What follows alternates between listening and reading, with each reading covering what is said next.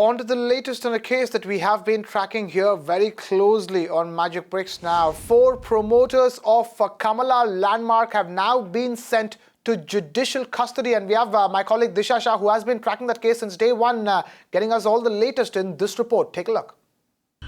There seems to be more trouble in store for the Kamala Landmark construction, as on Wednesday, the High Court has sent all the 4 promoters, that's Ketan Shah, Jitendra Jain, Janendra Jain and Sushil Mantri, to judicial custody for one of its projects called Kamala Grandeur in Mumbai. And what we also understand at this point is that till now, all these 4 promoters who were arrested by the EOW, that's Economic Offences Wing, they were in police custody. But now this decision comes in as a big relief to thousands of home buyers who have invested their project with the Kamala Landmark Group. And what we also understand is that the High Court has now started fast-tracking all these cases one by one. The High Court is hearing all the FIRs that have been registered with the EOW by these home buyers. And till date, 4 cases have already been heard at the High Court for projects of Kamala Landmark construction.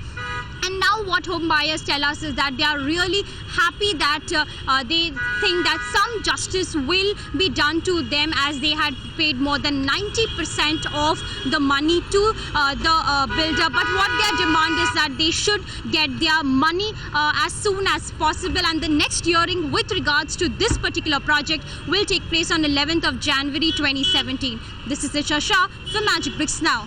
You can watch live TV on our website mpnow.in. Find us on Facebook at facebook.com/magicbricksnow. And don't forget to click the like button.